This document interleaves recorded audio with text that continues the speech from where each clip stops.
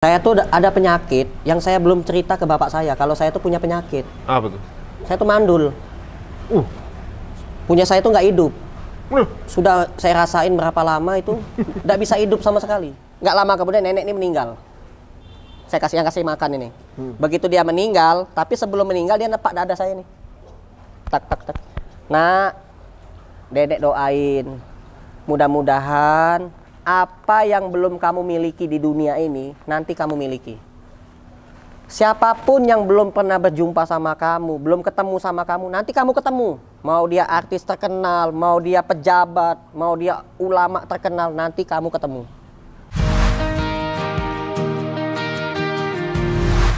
Assalamualaikum warahmatullahi wabarakatuh. Teman-teman semua, mudah-mudahan dalam keadaan baik-baik saja semuanya dan sehat semua, dilindungi Allah ya. Dan sekarang ini tentunya juga mudah-mudahan kembali kita akan menyuguhkan tayangan-tayangan yang bermanfaat, memberikan inspirasi buat teman-teman semuanya ya. Sekarang ini belakangan kalau kita buka sosial media, teman-teman, itu yang lagi rame adalah minta-minta hadiah gitu ya, teman-teman semuanya. Untuk teman-teman semua, apalagi mungkin teman-teman kita ini generasi hebat gitu, kita kalau bisa kita berada di tangan yang di atasnya, jangan yang mintanya. Karena kaya itu bukan dari bendanya, tapi dari mindset. Nah, saya akan berikan contoh langsung. Seseorang ini bisa dibilang, beliau ini kalau saya udah dengar kisahnya beliau ini kayanya dari mindset. Mindset beliau itu udah kaya gitu. Masalah punya duit atau enggak cuma masalah keadaan aja. Sementara kadang-kadang kita dapat duit, kadang enggak, itu hal yang biasa. Tapi beliau ini punya mindset kaya. Kenapa bisa begitu dan apa sebabnya? Nah, kita akan ngobrol dengan seseorang yang mungkin saya telat taunya ada sebuah gerakan namanya rumah makan gratis. Ini udah viral cukup lama, tapi saya baru tahu belakangan. Rumah makan gratis. Jadi beliau ini udah membuka beberapa outlet rumah makan gratis. Ini menarik sekali. Langsung aja kita ketemu dengan Mas Adit. Assalamualaikum Mas. Waalaikumsalam warahmatullahi wabarakatuh.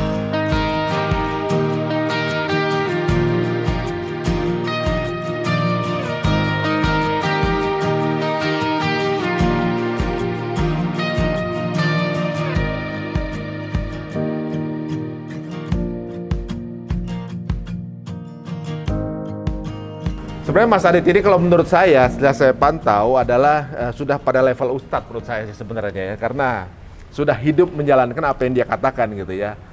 Walk the talk orang bilang. Nah Mas Adit, sebelumnya ini ternyata di dunia sosial media sudah banyak yang mengenal Mas Adit ya. Mengenai rumah makan, gerakan rumah makan gratisnya itu ya. Dan sesuatu yang mungkin cuma beberapa gelintir orang yang berani melakukan itu. Gitu. Ini kan sebuah konsep yang dipercaya dan diyakini sama Mas Adit bahwa ini bisa berjalan. Kok ini udah dibuktikan. Nah, saya ini dan mungkin banyak penonton saya yang belum paham mengenai ini gitu. Coba tolong Mas Adit bisa ceritain nggak gitu. Asal muasalnya bagaimana sih Mas Adit? Apa memang Mas Adit sudah seseorang yang memiliki saldo cukup gemuk gitu sampai akhirnya berani melakukan ini gitu? Assalamualaikum warahmatullahi wabarakatuh. Assalamualaikum. Sebelumnya saya perkenalkan diri, nama saya Aditya Prayoga dari Rumah Makan Gratis. Alhamdulillah rumah makan gratis ini berjalan dari sejak tahun 2016 sampai sekarang. Alhamdulillah atas izin Allah tiap hari buka. Tiap hari buka. Dari 2016 sampai sekarang. Sampai sekarang. Tidak ada hari libur. Gak ada hari libur ya. Berarti kalau sekarang udah 5 tahun berarti ya.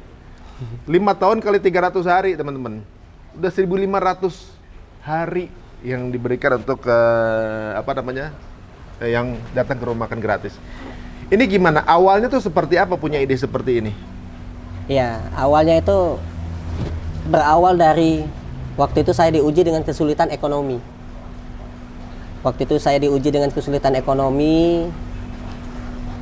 Saya tidak punya pekerjaan. Saya sebagai pedagang keliling yang punya penghasilan paling besar 50.000. Waktu itu saya punya hutang yang lumayan cukup banyak, hutang saya waktu itu. Karena saya sebelumnya punya orang tua sedang sakit. Bapak saya sakit, matanya buta. Kena penyakit komplikasi, penyakit gula, diabetes. sama glukoma. Mata dua-duanya buta, nggak bisa lihat. Jadi setiap kali bapak saya harus makan obat, harus beli obat, saya terpaksa harus cari uang. Sampai saya rela pinjam uang sama teman saya dan akan saya bayar secara cicil. Sampai bapak saya meninggal, utang saya numpuk. Utang sama teman yang ini, teman yang ini, teman yang ini. Kalau saya total, utang saya itu mencapai lebih dari 20 juta. 20 juta. Tahun berapa tuh? Waktu itu tahun 2016. 2016 ya. Iya, awal 2016. Nah, tapi sebelum bapak saya meninggal itu, bapak saya tuh pernah berpesan dalam keadaan sakaratul maut, dia berpesan, "Dit, bapak nggak mau ninggalin kalian sebelum kamu nikah. Carilah istri, keluarlah rumah, carilah istri. Bapak tungguin." Merinding saya, gemeteran saya. Saya tuh ada penyakit yang saya belum cerita ke bapak saya kalau saya tuh punya penyakit. Apa tuh? Saya tuh mandul. Punya saya tuh nggak hidup. Sudah saya rasain berapa lama itu nggak bisa hidup sama sekali. Taunya nggak hidup ini gimana? Jadi waktu itu kan saya kerja bangunan. Saya kecelakaan. Saya jatuh, lagi ngangkat semen 2 sak, saya kepleset jatuh, terus saya refleks semen itu saya lempar ke depan, niban perut saya ini. Begitu niban perut, brak saya jatuh, itu usus saya tuh turun ke bawah ini sampai ke dengkul. Ya Allah. Jadi saya pegang paha saya itu, belenjer-belenjer itu. Usus. Jadi kepejet, ini mejet ususnya berotot gitu. Iya. Di bawah kulit. Iya. Jadi saya jatuh nggak bisa jalan. Diangkat sama orang ke tukang urut. Diurut naik ke atas. Tapi naik ke atas, pelan-pelan naik ke atas, sakitnya minta ampun. Sakit dinaikin ke atas. Nah, begitu sudah diurut, tetap aja nggak bisa jalan. Kalau gerak dikit sakit. Paha ini gerak sedikit sakit. Dipegang sakit. Gitu. Jadi usus ini turun ke bawah, turun berok namanya. Kayak orang hernia ya, tapi Iya. hernia kan di situ cuma tempat itu ya. Ini turun ke bawah sampai sini. Sampai dengkul ini. Jadi usus. Jadi dinaikin ke atas terus, dinaikin ke atas oleh tukang ngurut. Berkali-kali saya ngurut. Gitu. Dinaikin ke atas. Jadi makanan saat itu juga lewat situ berarti itu ya? Iya. Berarti. Muter. Nah, akhirnya begitu dibawa ke tukang urut, berapa hari saya dibawa ke tukang urut, akhirnya alhamdulillah bisa jalan. Tapi masih sakit. Jalan itu masih terasa, sakit-sakit itu masih terasa. Nah, setelah jalan sebulan, gitu, saya tuh mikir kok nggak hidup-hidup. Bagian itunya? Punya saya nggak hidup-hidup. Yang bilang ini benar-benar usus itu tukang urut itu bilang? Iya. Kalau ini usus? Usus. Saya akhirnya, karena nggak hidup-hidup, kencing juga nggak normal. Sedikit-sedikit. Nggak cer gitu selesai, nggak. Gitu. Jadi pengen kencing. Jadi itu jatuh tuh kena persis di perut, bagian perut, reproduksi segala macam ya, pengeluaran segala macam. iya, perut. Jadi turun ke bawah, naikin ke atas. Akhirnya saya ke dokter. Harus operasi, kata dokter. Harus operasi. Nah, saya nggak punya duit. Waktu itu kan belum ada BPJS, belum ada apa. Saya nggak punya BPJS. Nah, akhirnya harus operasi, biayanya sekitar 7 juta. Saya nggak punya duit. Ya udah dong, saya pulang aja, nggak usah operasi gitu. Nah, ada teman saya katanya coba bawa ke tempat Sinse. Di Sinse ditusuk pakai jarum, aku puntur. Terus ada yang di bagian belakang, di bagian pantat sama bagian kaki, sama bagian sini itu dibekam. Perut ada yang dibekam. Nah, di belakang sini itu sama di belakang sini juga akdain namanya kalau bahasa Arab. Nah, sini. Ini dibekam, terus diakupuntur, terus makan herbal. Obat-obatan herbal gitu. Tetap aja nggak hidup. Punya saya nggak hidup. Bisa jalan tapi. Alhamdulillah. Bisa, tapi ininya udah naik ke atas. Ususnya udah naik ke atas, udah naik ke perut. Bisa jalan tapi nggak hidup. Tahunya nggak hidup tuh gimana? Ya saya ngerasain nggak hidup sama sekali. Ngecut kecil.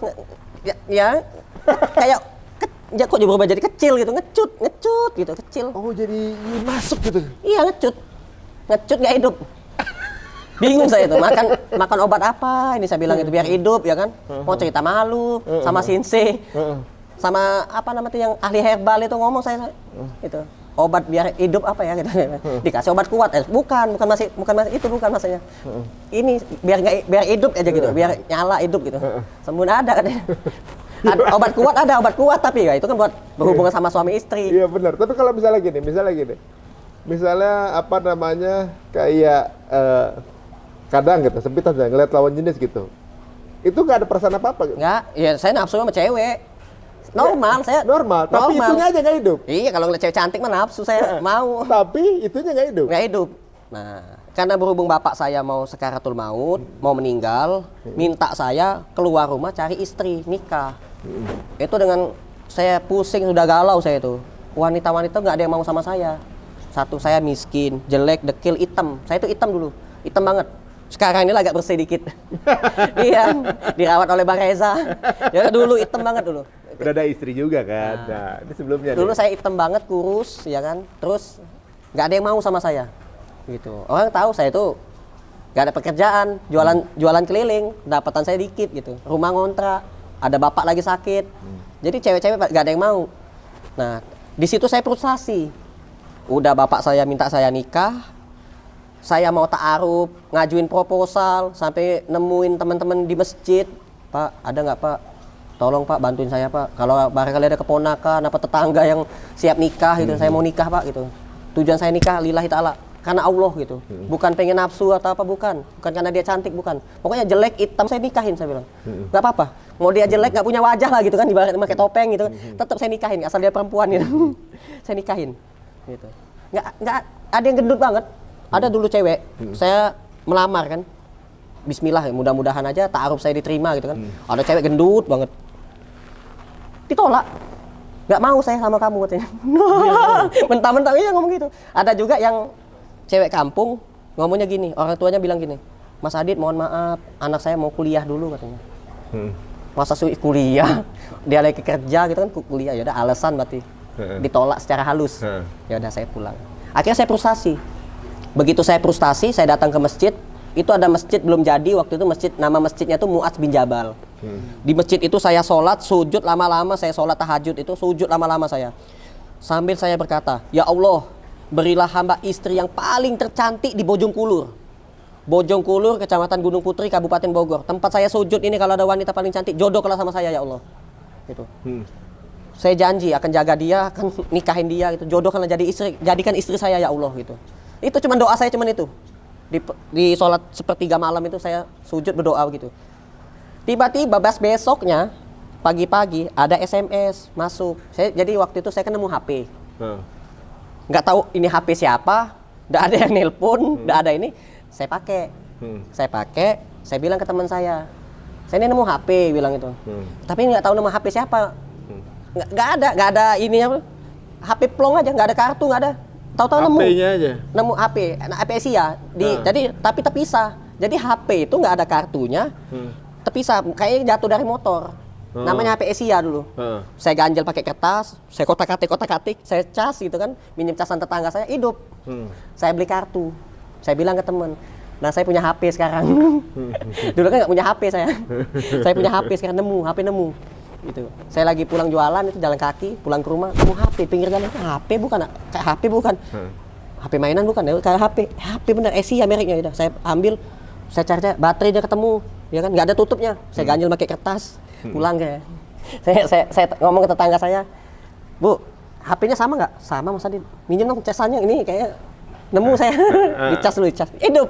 Pas hidup, saya bilang ke temen, akhirnya beli kartu. Saya beli kartu, saya masukin. Nah, teman saya bilang, jadi kalau misalkan mau ngubungin kamu, Dit, kamu sekarang udah punya nomor HP. Oh iya, alhamdulillah gitu. Nah, teman saya itu bilang, jadi kalau misalkan kamu mau ngubungin Mas Adit, ini nomor HP-nya ada. Pagi-pagi saya dapat SMS. Dapat SMS dari cewek. Ini Mas Adit ya? Saya balas, iya. Sampai jam 4 sore, kok nggak balas-balas? Ternyata pulsa saya nggak ada. Jadi saya balas SMS-nya itu nggak masuk. Saya nggak ngerti dulu. Iya kan? Dia cuma hanya gini, ini Mas Adit ya? Saya balas, iya. Sampai jam 4 sore kok nggak dibalas-balas ya, gitu kan? Saya kan nungguin kan, gitu kan? Nah itu namanya Ria Ulfa waktu itu, cewek. Ada cewek ini cakep kan itu kan? Ria Ulfa. Saya tahu nih, tinggalnya di ini, di Bumi Mutiara, di perumahan Bumi Mutiara di Bojongkulur. Kenapa dia tiba-tiba kenal sama teman saya? Nah, jadi teman saya itu kan dia orangnya gaul. Nah, dia punya teman cewek-cewek gitu. Nah, Ria Ulfa ini punya teman lagi. Nah, temennya ini ibunya lagi sakit dan dia butuh uang, dia butuh pekerjaan. Lagi nyari lowongan kerja. Sedangkan saya punya banyak kenalan waktu itu. Saya punya banyak temen. Saya kan gaul orangnya. Berteman sama siapa aja. Nah, jadi Ria Ulpa ini mau minta tolong saya. Tolong cariin kerjaan untuk Asti Luhur Fitriani, nama temennya dia. Barangkali aja Mas Adit bisa bantu katanya. Oke. Akhirnya dia nelpon. Mas Adit, saya SMS dari pagi kok nggak dibales. Sudah saya bales. Kamu yang nggak balas-balas pesannya. Wah, nggak ada katanya. Sumpah demi Allah, coba kita ketemu. Bilang itu. Sudah saya balas, lihat di HP saya, baru saya nih. Begitu dilihat, ini mah nggak masuk Mas katanya gitu. Nggak ada pulsanya. Tapi sudah saya balas, saya bilang. Nggak tahu saya kalau nggak masuk kan gitu. Sudah saya balas. Tapi kamu yang nggak balas-balas, saya bilang. Nggak ada pulsa. Kartu tapi nggak ada pulsanya. Nah, akhirnya dia cerita. Ya, ketemulah saya. Ya mana orang yang mau kerja ini? Subhanallah. Tinggi, cantik, kayak artis. Iya kan? Nah, terus nggak lama kemudian, saya tuh sempat ngelihat ini cewek kayak syuting itu kan, kayak dikamerain kan itu. Oh, ini artis ini. Artis Bojongkulur, cantik orangnya kan gitu. Ya udah, saya kenalin lah dia sama teman saya yang punya restoran, namanya Abu Nawaf. Yang punya restoran Abu Nawaf gitu. Begitu saya anterin ke restoran Abu Nawafnya tidak ada, manajernya nggak ada. Akhirnya saya antar pulang lagi. Nah, begitu saya antar pulang lagi, saya lihat ini artis kok rumahnya sepetak, kecil, miskin gitu kan. Oh, ya udahlah, saya antar pulang aja dia. Begitu pas besoknya saya dapat rezeki, saya beli mie ayam. Saya kan tahu ibunya lagi sakit. Saya anterin, Assalamualaikum Bu, ini ada rezeki buat ibu gitu. Langsung pergi saya, takut dia ada gitu kan. Nah, akhirnya saya mikir apa dia aja ya saya tembak gitu. Barangkali aja mau, barangkali doa saya terkabul kan gitu kan, sama Allah kan, minta wanita paling cantik sebojongkulur gitu. Saya datengin lagi besoknya, Bismillahirrahmanirrahim, sambil gemeteran itu kan. Bu, saya tuh suka sama anak ibu, tapi saya takut sama Allah. Ya Bismillah lah, mudah-mudahan ibu mau nerima saya sebagai mantu gitu. Tapi saya takut sama Allah Bu gitu. Saya nggak mau pacaran, saya maunya mau langsung nikah gitu. Ta'aruf langsung nikah gitu. Ibunya bilang gini, kamu anaknya baik, soleh kelihatannya. Ibu sih setuju, terserah kamunya aja. Terserah anak ibu aja, kalau anak ibu mau, ibu setuju katanya gitu. Beneran Bu, subhanallah. Alhamdulillah, sujud syukur. Langsung saya sujud syukur. Anaknya ada di samping ibunya ternyata. Ya Allah. Begitu saya noleh, senyum dia. Alhamdulillah ya Allah. Jangan lama-lama Bu gitu. Minggu depan saya datang ke sini lagi langsung nikah ya Bu ya. Saya gituin. Masalahnya itu udah hidup belum? Belum. Gak mikirin itu saya.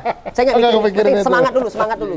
Nah, mending dia cantik dulu kan, gitu. Nafsu dulu kan. Gitu. Nah, akhirnya begitu sudah seminggu, saya diuji sama Allah, nggak dapat duit sama sekali. Selama seminggu saya jualan, dapat cuma 5.000 perak. Ya Allah, laku cuma 5 biji teh tarik. Dapat 5.000 perak gitu. Habis buat makan. Akhirnya saya jual TV peninggalan bapak saya jual. Warisan itu sebenarnya buat jadi warisan. TV satu-satunya saya jual. Laku 500.000. TV tabung. Jual TV tabung 500.000. Saya keliling lagi nyari duit nggak dapat. Nah akhirnya ya udah. Uang jualan TV 500.000 tuh saya jadiin modal nikah. Saya beli cincin-cincinan, cincin lumba-lumba tuh. Jadi begitu saya nikah saya alhamdulillah diterima apa adanya. Saya ngomong, saya punya banyak kekurangan. Gitu. Nanti suatu saat nanti jangan kekurangan ini yang Allah kasih ini jangan dijadikan bahan penyesalan gitu. Saya nerima kamu apa adanya tulus lillahi ta'ala. Tapi kamu mau nggak nerima saya apa adanya? Insya Allah jawabnya. Saya menikah karena Allah, bukan karena nafsu. Wah, alhamdulillah. Iya gitu. Iya, saya cuma ada duit 500.000. Kamu mau nerima? Insya Allah katanya. Saya terima kamu apa adanya. Saya beli cincin lumba-lumba yang dipakai sama istri saya sampai sekarang. Nanti saya liatin ya cincin lumba-lumba. Jadi begitu pas saya nikah, saya beli air mineral 1 dus, terus beli roti anget. Kan di kampung Bojongkulur kan ada roti anget. Harganya Rp1.000. Saya beli 100, sudah banyak tuh 100.000. Beli aqua sedus, air mineral sedus, roti anget 100.000, sisanya 350.000. Beli cincin 30.000, tapi diam-diam aja. Takut ketahuan mertua kan, gitu kan nggak tahu. Nah, mertua kan nggak tahu kalau itu cincin-cincinan. Beli cincin. Makanya saya nikah itu saya sebutin, saya nikahi Asti Luhur Fitriani binti Dada Hidayat dengan cincin dan seperlengkapan alat sholat dibayar tunai. Sah? Sah, jawab sah semua. Alhamdulillah. Jadi dia nggak pakai emas. Nggak usah pakai emas, pakai cincin. Yang penting kan cincin. Cincin lumba-lumba. Itu pun nggak muat. Nggak muat, tapi sekarang dia kurus. Jadi agak muat dikit. Dia kelingking. Nah, kalau di sini nggak muat. Ke jari manis nggak muat. Masih Kelingking. dipakai sampai sekarang? Sampai sekarang dipakai. Tahun berapa tuh berarti? 16? 2016. 16. Nah, cincin lumba-lumba itu. Ngasih ustadz 50.000. Saya amplopin, ustadz yang nikahin saya. Saya kan nggak pakai KUA waktu nikah. Karena nggak punya duit. Nah, ustadz saya kasih. Waktu itu ustadznya Ustadz Abu Hanif Ali Patada yang nikahin. Yang bantu nikahin. Nah, begitu saya kasih amplop 50.000, dalam hati saya, ya diambil lagi. Dalam hati, kan waktu masih miskin kan saya kan itu. Tat, saya nggak punya duit tat gitu. Tapi saya ada, ya buat ustadz lah gitu. Oh Masya Allah, jazakallah khair. Gitu. Afan ustadz, dikasih. Ya diambil dalam hati saya. Begitu diambil, dia masukin kantong sini, dia keluarin amplop di sini, ini hadiah buat antum. Jangan tat, nggak apa-apa, ambil, terima aja. Tebel banget tat, tebel banget. Begitu saya intip dikit, merah semua. Dikasih ustadz itu. Begitu saya itu 2 juta, ngasih ustadz 50.000, dikasih hadiah 2 juta. Saya baru nikah. Masya Allah, lumayan buat modal. Gitu. Nah, akhirnya saya nggak lama kemudian saya ngomong ke istri, saya kan tinggal di rumah sepetak. Di rumah saya ada bapak saya lagi sakit, adik saya 4. Kami sepetak itu tidur nyapar di situ semua, nggak pakai kasur. Kamu juga sama sepetak. Jadi kita tidur di mana malam ini? Sweet aja katanya. Kalau misalkan kamu menang, saya ikut kamu tidur di rumahmu. Tapi kalau kamu kalah, kamu tidur sama di kontrakan saya katanya. Oh ya udah kalau gitu. Sweet. Saya kalahin aja deh. Agak lama dikit. Ini yakinin. Yakinin. Ya, biar kalah gitu. Gitu. Jadi gitu terus. Nah, dia karena tidur di rumahnya, ya kan. Jadi kan saya nggak usah bulan madu. Saya tuh mikirin itu tuh. Nah, biar dia nggak minta. Selama 3 bulan saya gituin terus istri saya. Akhirnya ketahuan juga. Nah, begitu ketahuan, dia minta cerita kan, ngobrol gini kan, dia minta pisah. Wah, di situ saya nggak mau, saya bilang, kamu nggak bisa masuk surga, nggak bisa tercium bau surga kalau minta cerai, saya bilang, nggak boleh. Memang saya betul ada kekurangan, tapi kan saya lagi berusaha biar saya sembuh, gitu, biar kita bisa punya anak, gitu. Tunggu aja dulu prosesnya. Kalau misalkan memang dalam setahun. Jadi selama 3 bulan tuh nggak berhubungan? Nggak berhubungan, diem aja udah. Jadi ya dia di rumahnya, ada ibunya lagi sakit, ngurusin ibunya. Saya juga ke rumah saya, ada bapak saya lagi sakit, saya bilang ngurusin bapak lagi sakit, gitu. Alasan terus ya 3 bulan nggak berhubungan? Alasan terus. Nggak lama kemudian bapak saya meninggal. Nah, nggak ada alasan lagi, saya bilang. Tapi adik saya ada. Dek, kamu jangan pergi dulu dek dari rumah dek, gitu. Diam di rumah, biar ada alasan. Nah, akhirnya ya udah. Di saat itulah bapak saya meninggal, ibunya dia meninggal. Nah, begitu ibunya meninggal, adik ipar saya meninggal. Yang ngurusin mama meninggal, gitu. Yang ngurusin tadinya rame langsung kosong tuh. Kosong, meninggal semua. Adik saya yang perempuan menikah semua, gitu. Yang perempuan menikah, yang laki-laki pergi cari kehidupan sendiri, pergi dia merantau. Nah, akhirnya saya ngontrak rumah lah, terpaksa lah ngontrak rumah sama istri. Di situ saya dimintain itu, nggak bisa. Ya gimana, saya bilang dimasukin nggak masuk, susah. Saya nggak tahu caranya, mau pakai tangan, saya bilang pakai tangan, zolim saya bilang bener, nggak boleh, haram hukumnya. Paling peluk-pelukan aja lah, tidur peluk-peluk, cium-cium gitu kan. Nah, gitu. Nah, di saat itulah saya sholat ke masjid, subuh-subuh saya rajin ke masjid. Nah, di saat saya sholat di masjid subuh-subuh, keluar dari masjid ketemu nenek-nenek bawa karung, jalan kencot-kencot, pincang-pincang. Saya lihat nenek ini kok jalannya kencot-kencot, kayak minta dikasihanin gitu depan saya. Saya kan orang miskin, bukan orang kaya. Kok dia minta dikasihanin gitu kan? Akhirnya saya penasaran, saya tegur, "Nek, kok jalannya kencot-kencot, Nek?" Gitu. "Kenapa, Nek?" "Kaki nenek sakit, Jang," katanya. "Coba Nek lihat, Nek." Begitu saya senter, innalillahi, kakinya bolong. Allah. Sudah bolong, begitu saya deketin lagi mata saya lihat innalillahi. Itu ulet nih yang putih-putih berjalan begini, belatung. Saya pikir belatung itu cuman ada di orang mati. Orang mati, tikus mati itu belatungan. Ini enggak, nenek-nenek kakinya hidup jalan, belatungan kakinya. Nek tinggal di mana, Nek? Di Kampung Pabuaran Wetan. Ya Allah, Nek, jauh banget lagi. Ya udah, saya anterin. Begitu saya anterin, sudah sampai di rumah nenek itu, ada ibu-ibu nyemur pakaian. Saya tanya, "Bu, saya ketemu nenek ini depan masjid. Saya lihat dia bawa karung, jalannya kencot-kencot, kakinya sakit, bolong gitu. Bahkan ada uletan kaki nenek itu. Kemana, Bu, keluarganya?" kok tega sekali, nenek-nenek disuruh cari rongsok, nyari duit gitu, lagi sakit, apalagi hujan gerimis waktu itu. Kalau kena air kan pedih lah pasti. Ya. Nah, dijawab sama ibu itu, oh nenek itu mah hidupnya sebatang kara pak, kalau dia nggak nyari makan yang nggak bisa makan, kalau nggak nyari duit nggak bisa makan. Wah, di situ saya terketuk hati saya. Saya yang miskin, image saya ini miskin dulu. Ketemu orang kaya saya ngeluh, ketemu orang saya selalu ngeluh gitu. Begitu saya ketemu nenek itu, rasa miskin saya itu hilang, betul-betul hilang. Yang ada di pikiran saya itu gimana caranya nyari duit biar bisa bantu nenek ini. Itu di pikiran saya. Saya bawa istri saya ketemu nenek ini, istri saya nangis, saya ngomong, Dek, mulai hari ini kamu bantu kakak masak yang banyak, kita anterin makanan ke rumah nenek ini setiap hari sampai nenek ini meninggal. Iya kak, iya sayang katanya. Nah, akhirnya dah kami anterin makanan.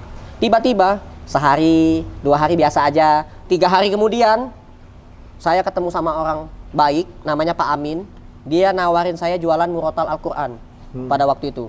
Waktu itu masih jarang sekali, di online itu belum ada yang jualan murotal Al-Quran. Saya jualan murotal Al-Quran, baru sehari jualan murotal Al-Quran dapat untung 300.000. Besoknya lagi dapat untung 1 juta, besok lagi dapat untung 2 juta, besok dapat untung lagi 10 juta. Ada kajian tabligh akbar di Masjid Istiqlal, ada syekh dari Arab gitu. Syekh Abdul Razak waktu itu datang ke Indonesia. Saya jualan, dapat untung sampai 20 juta sehari. Itu untung, bukan omset, bukan omset. Bukan omset. Saya kan setoran. Jadi saya tuh nerima barang dari Pak Amin, saya jual, saya amanah, saya setor. Kata Pak Amin, Dit, Masya Allah Dit, katanya gitu. Ratusan unit laku, habis katanya, kamu jual. Iya Pak, Alhamdulillah Pak gitu. Pakai ilmu penglaris apa? Nggak ada. Nggak ada ilmu-ilmuan. Pokoknya naruh dagangan, tiba-tiba ada yang beli, ada yang mesen nyampe 50 unit. Saya anterin gitu. Uangnya dikirimin. Saya anterin, dikirimin lagi. Itu. Akhirnya sehari itu pernah nyampe 20 juta. Nah, di situ saya alhamdulillah terbeli motor, bisa bayar utang, nyicil sampai utang saya lunas. Utang saya lunas. Istri saya juga punya utang sih.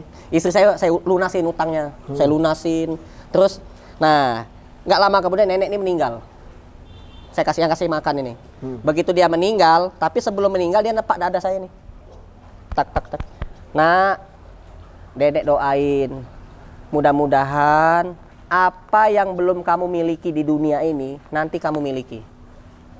Siapapun yang belum pernah berjumpa sama kamu, belum ketemu sama kamu, nanti kamu ketemu. Mau dia artis terkenal, mau dia pejabat, mau dia ulama terkenal, nanti kamu ketemu. Saya bingung, nenek ini kok doanya begini? Biasanya kan yang ngedoain saya tuh, Robbana atina fid dunya hasanah wa fil akhirati hasanah wa qina azabannar. Mudah-mudahan rezekinya lancar, dimudahkan segala urusan. Itu kan doa yang umum lah. Sering saya dapat doa kayak gitu. Ini nona, nenek ini ngedoain saya. Tak. Nah, mudah-mudahan apa yang belum kamu miliki di dunia ini nanti kamu miliki.